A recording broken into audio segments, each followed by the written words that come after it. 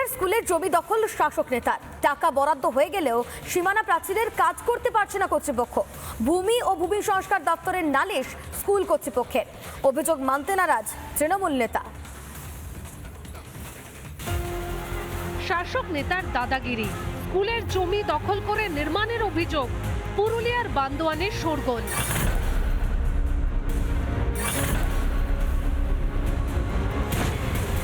বান্দোয়ান বালিকা উচ্চ মাধ্যমিক বিদ্যালয়, এই স্কুলেরই জমি দখলের অভিযোগ। জেলা পরিষদের পক্ষ থেকে 1 একর 16 ডেসিমেল জায়গা এই বিদ্যালয়কে দেওয়া হয়। 2025 সালে দেখা যাচ্ছে যে বিদ্যালয়ের 95 ডেসিমেল জায়গা রয়েছে খাতায় কলমে।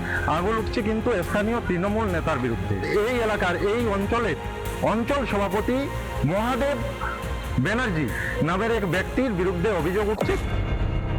আর এই জবরদখলের জেরে সরকার টাকা বরাদ্দ করলেও বিদ্যালয়ের সীমানা প্রাচীর নির্মাণের কাজ সম্ভব হচ্ছে না।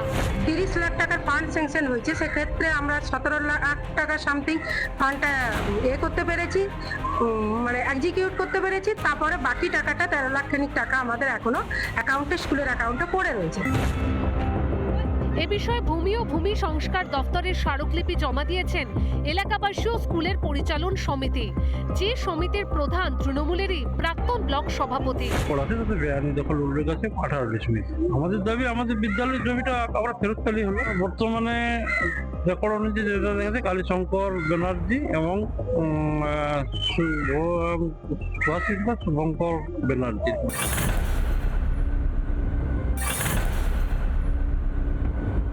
করার সুযোগ পায়নি এবং যিনি বাংলার তৃণমূল অঞ্চলের অঞ্চল সভাপতি, তিনি প্রশাসনের প্রত্যেক ক্ষমতাতে এই জমি দখল করেছেন।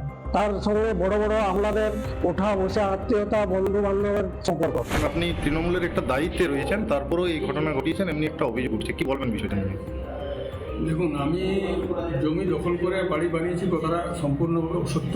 এখানে আমার বলার কিছু নেই, প্রশাসন সিদ্ধান্ত নিক, প্রশাসনের সিদ্ধান্তের উপর আমি আস্থা রাখি। দিদির যে জঙ্গলমহল, সেই জঙ্গলমহলে খোয়া যাচ্ছে নারী শিক্ষা প্রসারের সেই শিক্ষাঙ্গনের জমি। কেন, কিভাবে হচ্ছে তা প্রশ্ন উঠছে প্রান্তিক এই বান্দোয়ান থেকে। পুরুলিয়ার বান্দোয়ান গার্লস হাই স্কুল থেকে অরবিন্দ মাহাতো রিপোর্ট, রিপাবলিক বাংলা। নানা ধরনের কন্টেন্ট দেখার জন্য লাইক করুন, শেয়ার করুন আমাদের ফেসবুক পেজ, সাবস্ক্রাইব করুন আমাদের ইউটিউব চ্যানেল। পাশাপাশি অন্যান্য ব্রেকিং নিউজের জন্য অবশ্যই চোখ রাখুন রিপাবলিক বাংলায়।